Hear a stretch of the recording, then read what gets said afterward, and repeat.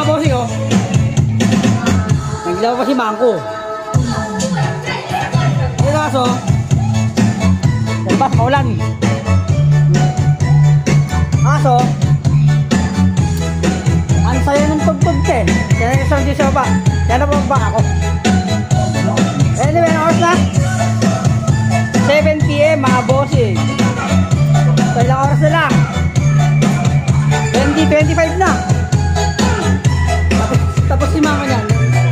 After nito, lalabas sa amin. Woo! Pero mga bossing, baka nagbago yung schedule ni Mako, hindi na rin mag-aarena, dito na kami sa bahay. Kaya after niya mag-sampay, lalabas na kami para makakabili ng pulutan at RH.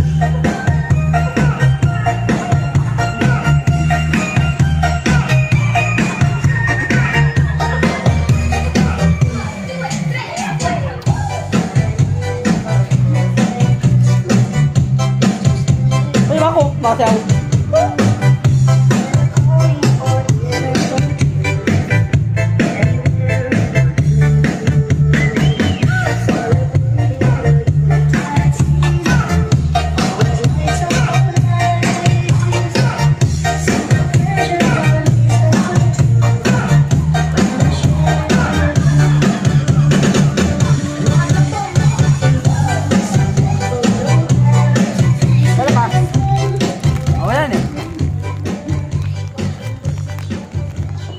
Dapat hindi ako sa tapat ng bahay lang para walang tao.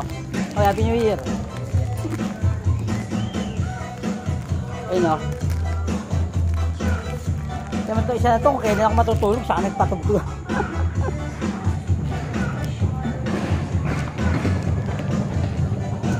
Dapat siya kabilang.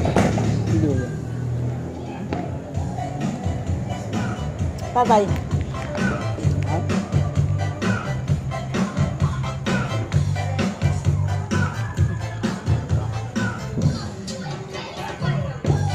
Yan, medyo maulan. Kaya hindi na kami tumuloy sa arena.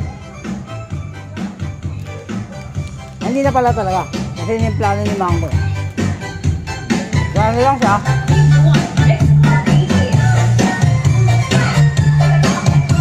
Ayan, magaling bahay. Susuyin na lang yan.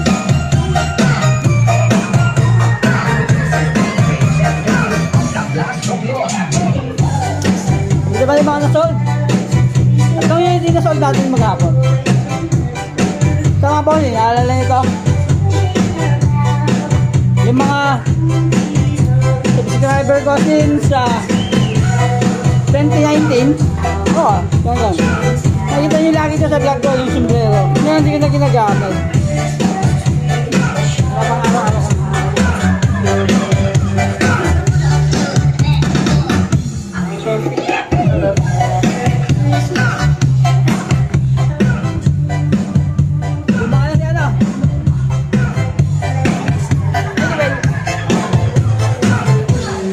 Bossing, ano lang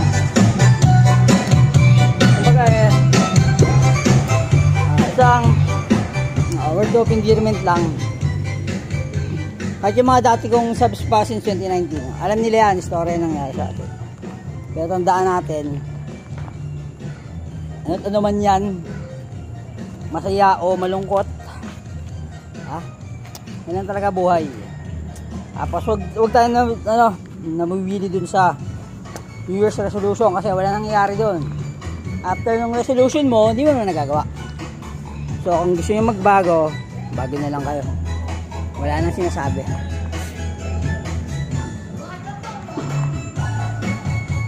Siguro mamaya na lang ulit pagka siguro mga 10. Yan. Nakasang oras na